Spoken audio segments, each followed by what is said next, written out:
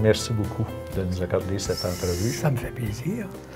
Je sais que vous avez eu une riche et longue carrière, puis ce qu'elle a, à mon sens, de particulier, ce que je trouve très intéressant, c'est que vous êtes un psychoéducateur de formation, vous avez commencé votre carrière, vous avez été intervenant à Boscoville dans les années 60, et vous avez, on peut dire, terminé votre carrière en étant le premier directeur général de ce qu'on appelle Bosco 2000. Alors, je trouve que c'est une belle façon de boucler une carrière. En quelques mots, en quelques minutes, il faut quand même prendre le temps de le faire. Est-ce que vous pouvez nous faire un survol de votre carrière, donc de ces débuts-là à Boscoville jusqu'à Bosco 2000? Jusqu'à Bosco 2000, oui. Oui, effectivement. Alors, moi, j'entre à Boscoville en 1962, à peu près. Donc, on appelle ça Boscoville classique à ce moment-là. C'est le développement de la psychoéducation qui coïncide avec ce qui était Boscoville, Sainte-Hélène à l'époque pour les filles et tout ça. Alors, j'ai été là 16 ans, de 62 à 77 à peu près, comme éducateur, comme coordonnateur d'unité, comme directeur des programmes. C'est le Boscoville classique où on essaie de développer le modèle psychoéducatif à partir des travaux du Dr Mailloux, de Janine Guindon, de Gilles Gendreau et compagnie.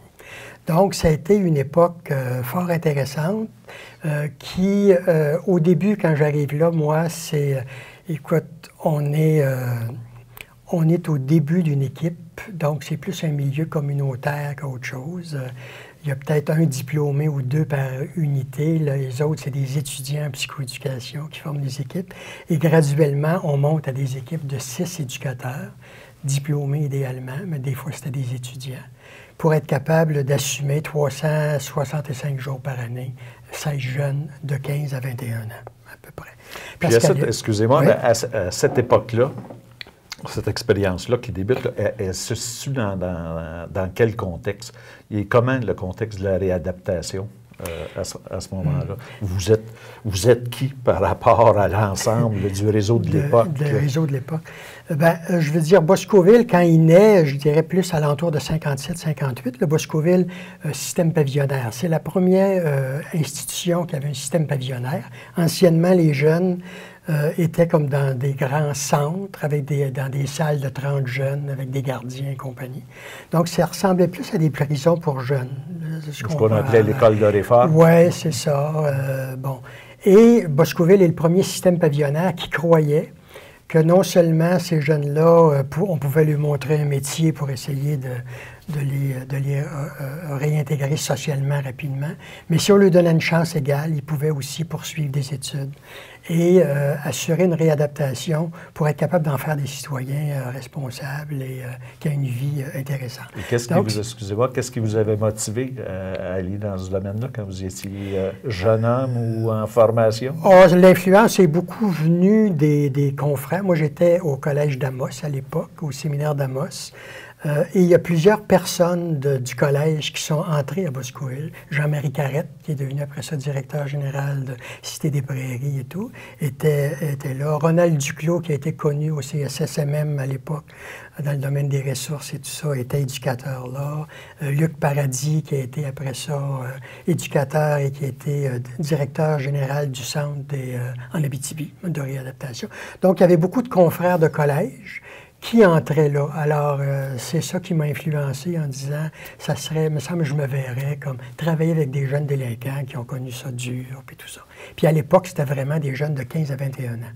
C'était pas 6-12 ans ou 6-18 ans ou 12-18 ans. Ouais, c'est ça. Et comment vous étiez perçu à ce moment-là, dans ce contexte-là, la naissance d'un centre comme celui-là, vous étiez perçu comment dans le réseau? Il y a eu toutes sortes Bon, c'est sûr qu'on était une équipe dédiée, donc qui faisait beaucoup de choses. À l'époque, il n'y avait pas de loi de la protection de la jeunesse, donc c'était les articles 15, les articles 20, délinquance ou protection. Les gens, à un moment donné, disaient, bien là, Boscoville, ils réussissent bien parce qu'ils choisissent leur clientèle. Est-ce que c'était le cas? Ça a été... C'était le cas, oui et non.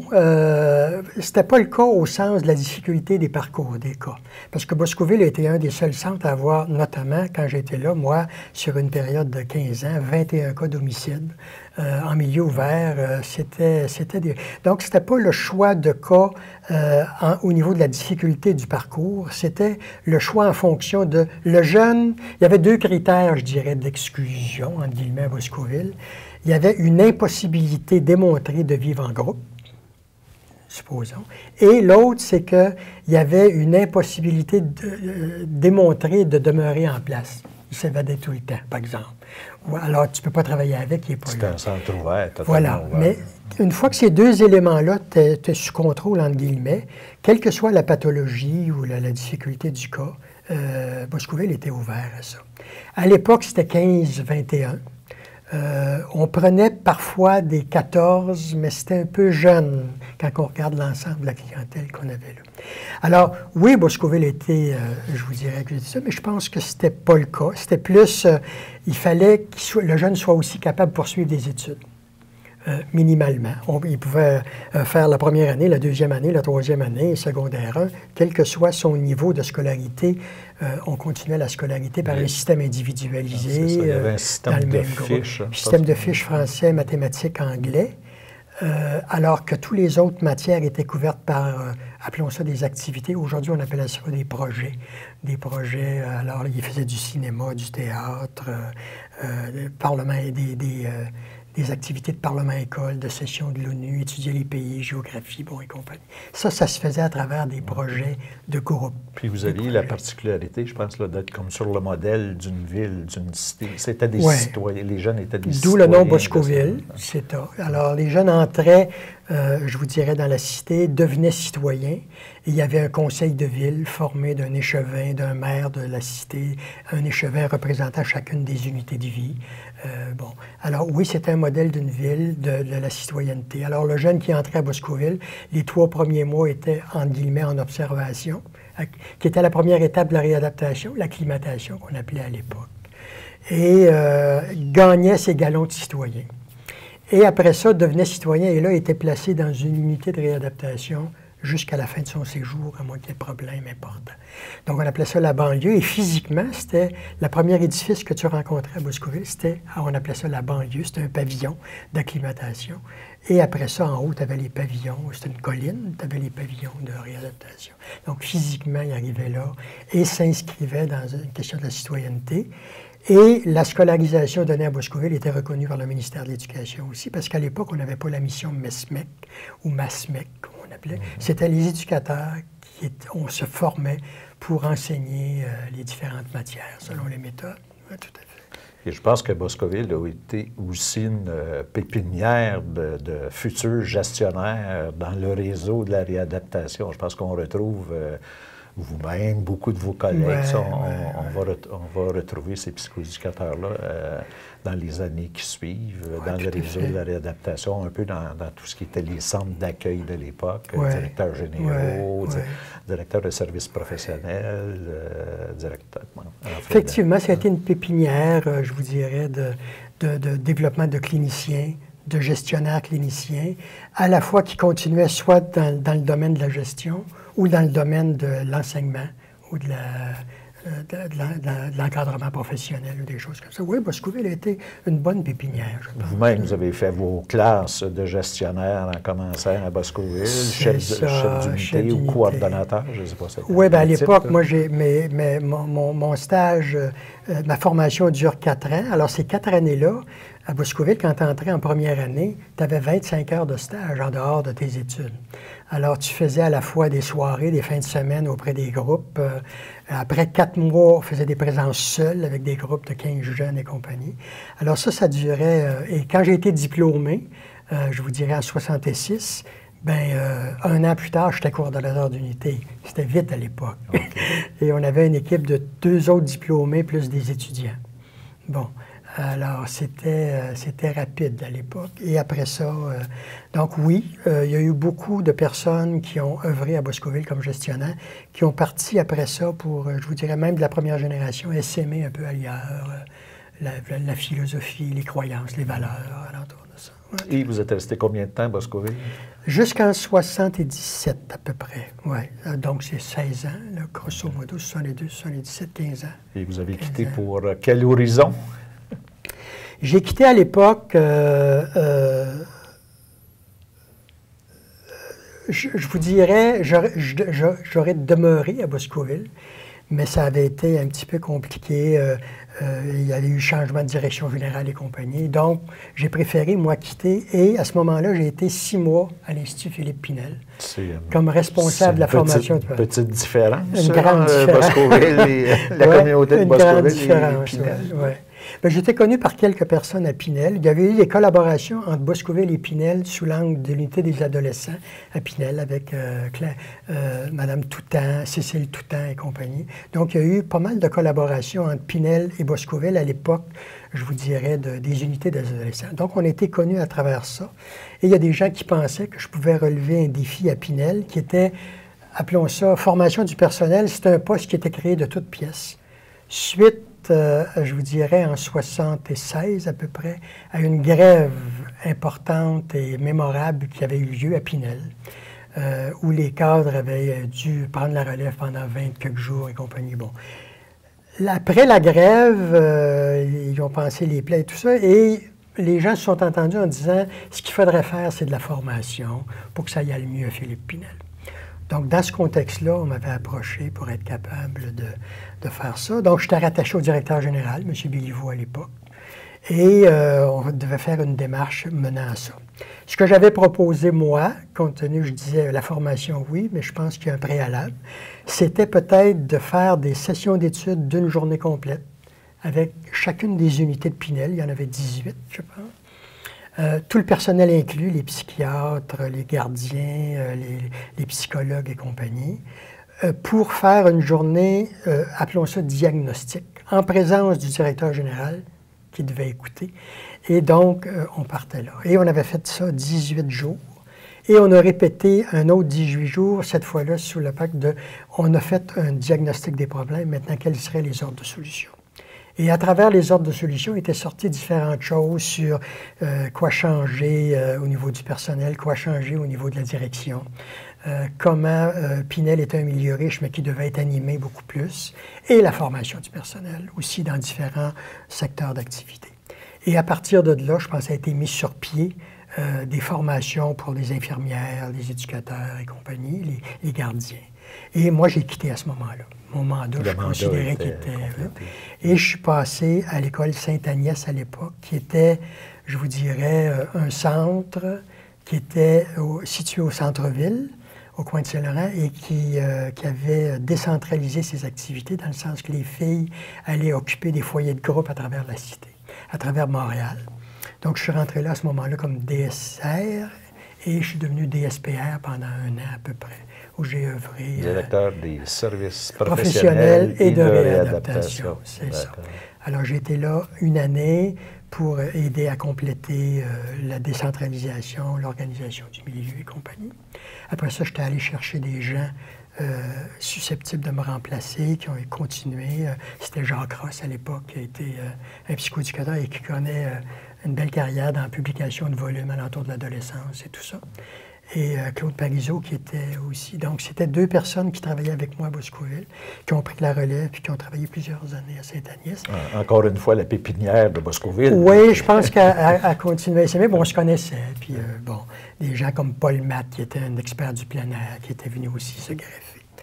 Et moi, j'ai quitté là pour aller complètement vers autre chose. J'avais fait Boscoville. À Sainte-Agnès, j'avais l'impression aussi de contribuer au milieu, mais de répéter un peu ce que j'avais fait à Boscoville. Et je souhaitais une espèce de défi différent. Et j'avais le choix, je vous dirais, en 2 choses. Soit l'enseignement au cégep, par exemple. Donc, suivre des étudiants, enseigner, superviser de stages et compagnie. Ou le CSSMM, des gens que je connaissais là, qui étaient des anciens psychoéducateurs et anciens de Boscoville, dont Ronald Duclos, que je mentionnais. Et eux autres cherchaient à l'époque un directeur, ils appelaient ça du service institutionnel adultes et personnes âgées. C'était au CSSMM le service chargé de l'admission des personnes âgées dans les centres d'accueil et dans les soins hospitaliers de soins prolongés. Il n'y avait pas de réseau à l'époque, il n'y avait pas beaucoup de centres d'accueil. Donc, tout était à faire. Et ça m'avait allumé comme défi. Donc, je suis venu passer 6 ans, les premières 6 années du CSSMM, à Montréal, au CSSMM, comme directeur du service adulte personnes âgées, ayant comme mission de mettre en place un peu un réseau d'hébergement à Montréal. J'ai été prêté 3 ans à l'Agence de santé à ce moment-là pour implanter un système d'évaluation et d'admission des personnes âgées à Montréal. Là, vos expériences et compétences de gestionnaire étaient mises à profit. Étaient mises à profit, oui. Comment vous mettiez à profit vos connaissances puis vos expériences donc auprès des jeunes, avec à l'autre bout, à l'autre pôle, les personnes âgées? C'était, je vous dirais, c'était moins une expérience vis-à-vis la clientèle, c'était plus une expérience de gestion des équipes et de monter un projet qui rallierait des gens vers quelque chose. Donc, j'ai eu à travailler avec l'ensemble des directeurs généraux de tous les centres qui apparaissaient, le ministère et compagnie. Donc, ça a été plus d'aider un processus centré sur un objectif stratégique particulier, en se donnant des moyens et en ralliant les gens autour de ça pour que ça devienne. Alors, on a réussi à implanter, il y avait 100 comités d'admission à Montréal, chacun, c'était le médecin qui admettait et compagnie. Donc, c'est devenu un comité d'admission unique par sous-région. Il y avait 6 sous-régions. L'évaluation des personnes âgées, le guichet unique, c'est ça, avec les grilles d'évaluation propres et compagnie.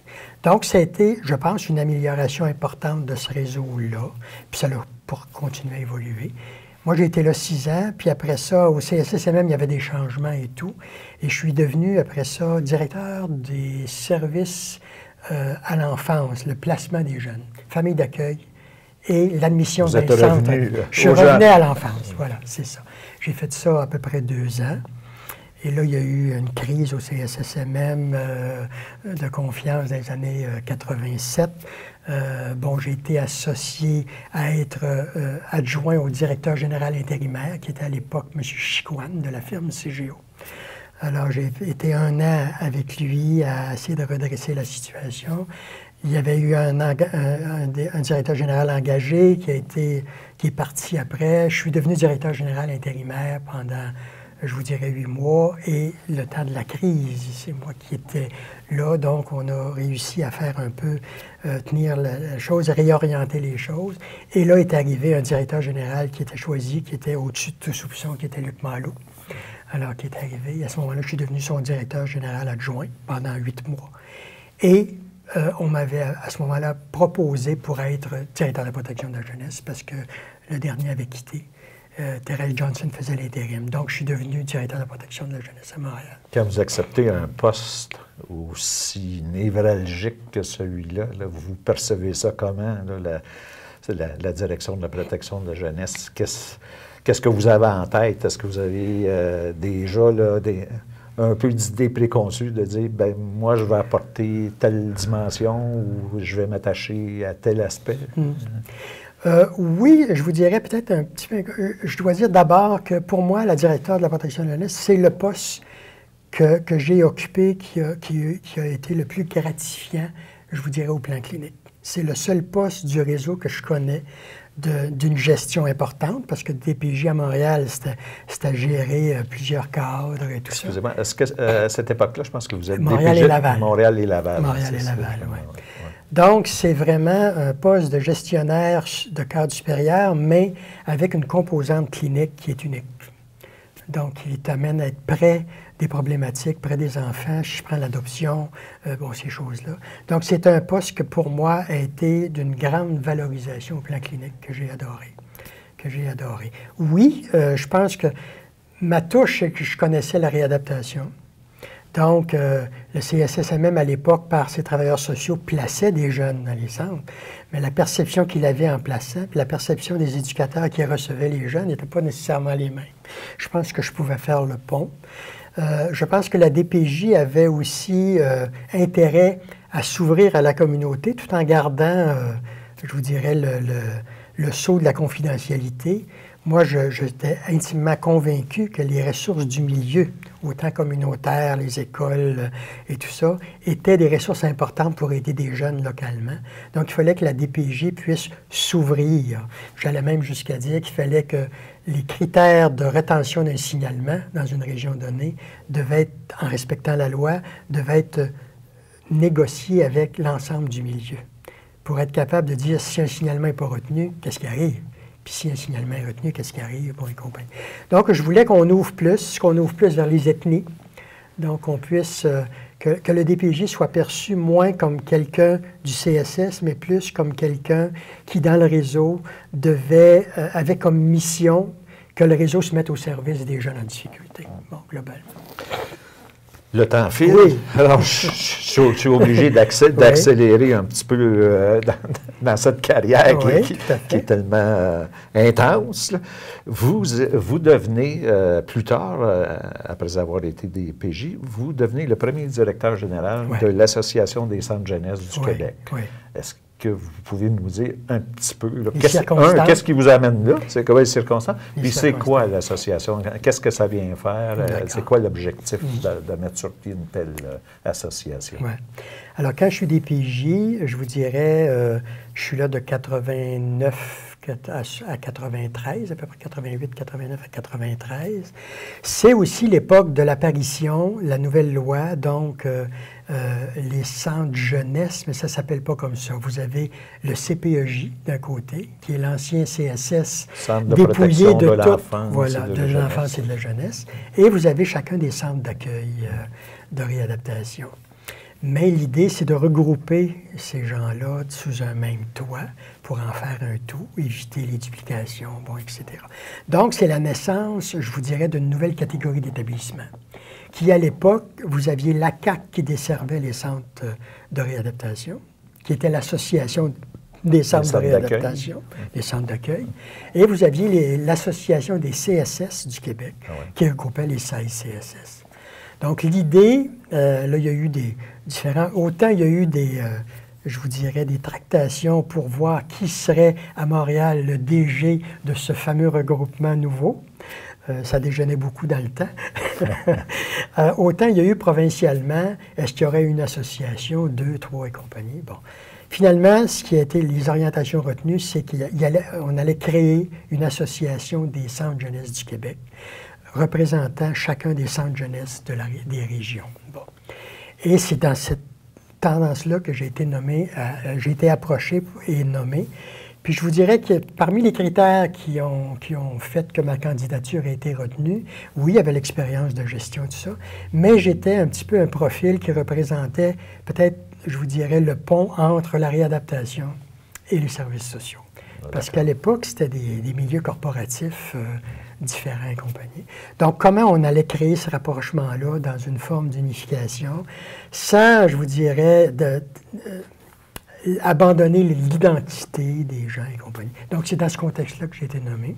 Et oui, l'Association des centres jeunesse a pris une couleur, je vous dirais, de se structurer avec des mécanismes qui voulaient supporter chacun des volets de la mission des centres jeunesse à travers la participation de leur cadre supérieur responsable à des tables provinciales et tout, des contentieux, des PJ en passant par les ressources humaines, les directeurs généraux. Là, si je fais déjà un saut dans le temps, mais je vois que plus votre carrière avance, puis finalement, vous êtes le premier dans des choses, dans des nouvelles structures. Oui, j'ai eu cette chance-là. Vous allez conclure, c'est comme ça que je vous ai présenté au début, vous allez boucler la boucle de votre carrière en revenant à Boscoville, mais un autre Boscoville. On sait que lors de la création des centres jeunesse, au Centre jeunesse de Montréal, il y a la fermeture de l'établissement qui s'appelait un peu plus tard, 97, je pense. Qui s'appelait Boscoville. C'est ça. Et là, il y a un mouvement, je pense que là, il y a un mouvement pour empêcher finalement Boscoville, en tout cas l'esprit de Boscoville, surtout de disparaître. Et ce mouvement-là va finalement déboucher sur la création de Bosco 2000, dont vous devenez le premier directeur général. Oui, voilà. Vous voulez nous raconter ça? Alors, rapidement, donc, en 80... 97 à peu près. Je fais 4-5 ans que je suis à l'Association des champs jeunesse comme directeur général. Et c'est l'époque où les gens se font offrir de prendre des retraites anticipées pour toutes sortes de raisons. Donc, on est quelques-uns qui décidons, on va prendre la retraite, puis on verra après, parce qu'il n'y a pas de possibilité à ce moment-là dans le réseau de dire, bon, j'ai été au haut de la pyramide, là, peut-être que je pourrais faire, agir comme conseil, puis demeurer là, mais la seule alternative, c'était non, tu es en haut de la pyramide, puis tu vas rester là encore 5 ans, 6 ans, 7 ans et compagnie. Donc, on avait décidé de prendre la retraite. Je l'ai pris en 97. 3 mois plus tard, je l'ai pris en 97 après avoir initié un dossier provincial que je considère majeur, qui a donné lieu à ce qu'on a appelé le rapport Gendreau-Tardif sur l'état des services de réadaptation et quoi faire. J'avais convaincu l'association à l'époque, les DG, de faire un immense travail de prospection de l'état des services de réadaptation au Québec. Et on avait nommé un groupe de travail présidé par M. Gendreau et M. Tardif et composé de différents acteurs de la province pour, je vous dirais, interviewer, évaluer à peu près 1000 intervenants au Québec sur qu'est-ce qu'ils vivaient, comment ils voyaient ça. Et c'était un petit peu désolant. Comme à vue de nez, on pensait que la réadaptation avait pris un coup, il avait perdu son sens, ses moyens et compagnie. Donc, le rapport Gendreau-Tardif a été, je vous dirais, un point central pour être capable de... Maintenant, il s'agit de voir qu'est-ce que les centres allaient faire avec ça, comment et compagnie. Donc, je quitte l'association là et je demeure conseiller jusqu'à l'apparition du rapport à ce niveau-là. Parallèlement, je vous dirais 3 mois après avoir quitté, je m'étais associé comme directeur de l'association à ce qu'on a appelé le Conseil des partenaires de l'île de Montréal alentour du projet 1, 2, 3 Go, créé par Camille Bouchard et Centraide alentour de un projet de mobilisation des communautés alentour des enfants 0-3 ans. Et c'était bien vu qu'un directeur des ressources institutionnelles provinciales puisse s'associer à un mouvement communautaire, bon, des tout petits. Donc, j'ai été là, et en 97, Centraide m'a demandé de venir diriger ce projet-là pour eux, Centraide, en compagnie des chercheurs de l'université Camille Bouchard. Donc, j'ai été directeur du projet 1, 2, 3 Go, on a créé un centre 1, 2, 3 Go. Donc, j'ai été directeur général jusqu'à peu près en 2002. Mais en même temps, je vous dirais qu'en 97, les centres jeunesse avaient fermé Boscoville, classique. À l'époque, oui, ça a eu toutes sortes de répercussions. Je venais de quitter l'association, on avait offert, je m'étais allié à Gilles Gendreau et Marc Leblanc à l'époque, chercheurs, et on avait offert que Boscoville puisse devenir peut-être un centre d'excellence en réadaptation, je vous dirais, dont la vie scientifique pourrait être co-animée par l'Institut des centres jeunesse de Montréal universitaire et celle de Québec, pour être capable de prendre des unités, d'en faire des projets pour mieux essaimer après ça la réadaptation et tout ça. Ce projet-là avait été vu intéressant par le ministère et tout ça, mais finalement, les centres jeunesse ont décliné l'offre en disant on va faire des centres d'excellence en réadap un peu dans chaque région. Bon. Donc, c'est mort là et c'est... la réadaptation n'a pas bougé. La réadaptation n'a pas bougé. Maintenant, il y avait un ministre qui s'appelait M. Barry à l'époque, qui lui avait dans la tête de réouvrir un Boscoville.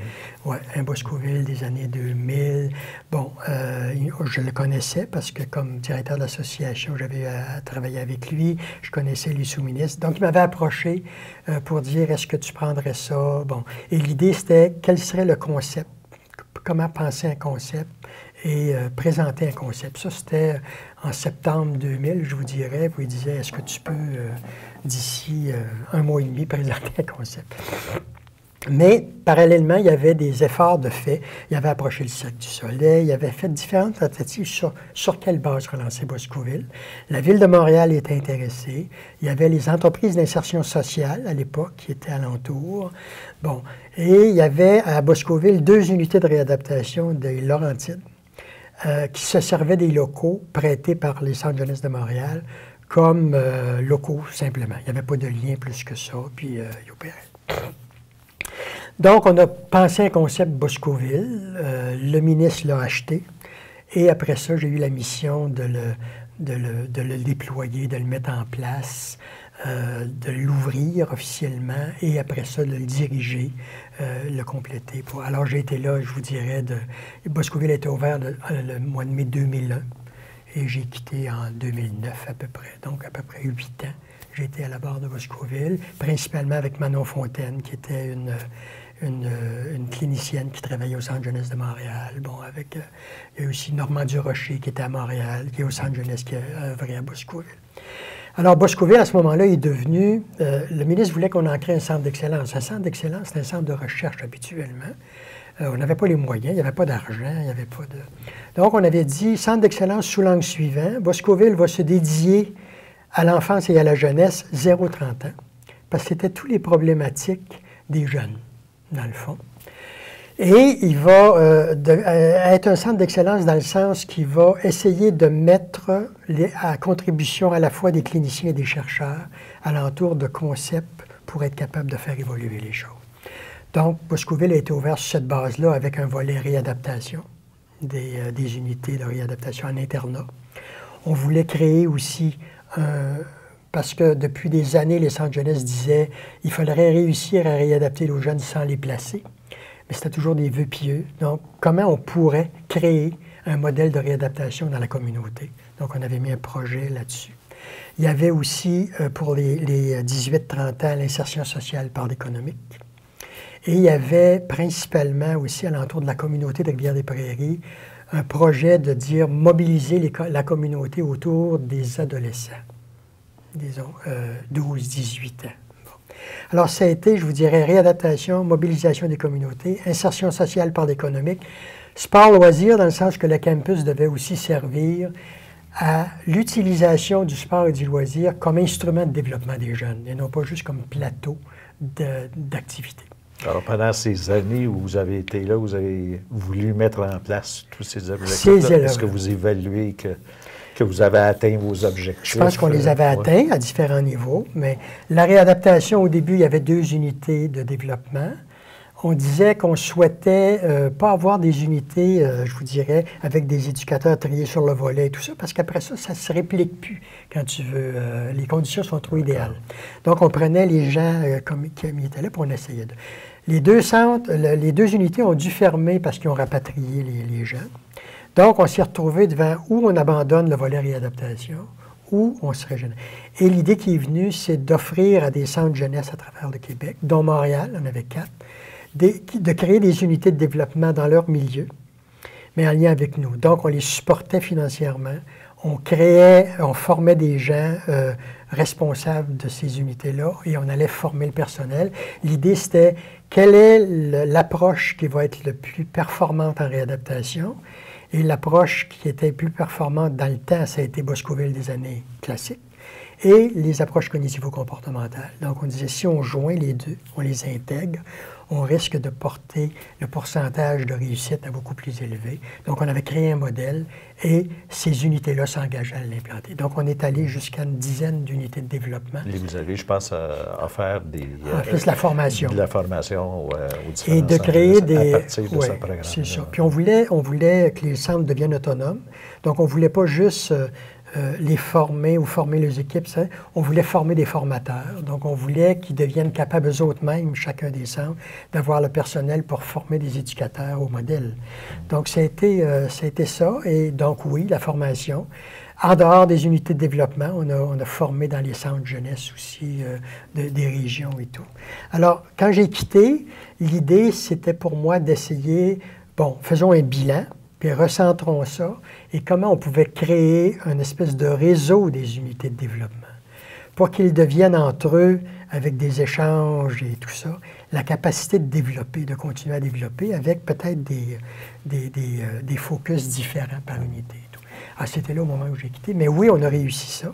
La mobilisation des communautés, il y a eu un projet d'envergure à Rivière-des-Prairies, je vous dirais, autour des 12-25 ans. Autour des 6-12 ans aussi, qu'on a appelé le projet Beluga, qui a donné lieu à la parution de cahiers spécifiques sur comment mobiliser une communauté alentour des adolescents et d'assurer dans les faits leur participation citoyenne. Donc, ça l'a réussi aussi. On avait une garderie à Boscoville, un CPE. Il y a eu un premier volet, un premier de recherche de faits qui a donné les résultats après 2-3 ans, qui devait se poursuivre éventuellement. Et en insertion sociale par l'économique, on a introduit la recherche et comment faire, qu'est-ce qu'il fallait que ces centres-là améliorent pour être capables de pousser plus loin les clientèles de 30 ans. Donc, c'était, je vous dirais, oui, on a réussi à mettre en place l'ensemble des volets qui étaient là. Et on était rendu, moi, j'ai quitté, à une forme de planification, de faire le bilan partout pour refocuser un peu les éléments et compagnie. Voilà. Et j'ai pris ma retraite en 2009 à peu près. Bien, M. Bilodeau, je vous remercie énormément pour ce témoignage-là. C'était fort intéressant. Ça m'a fait plaisir. Ça rappelle des beaux souvenirs. Merci encore.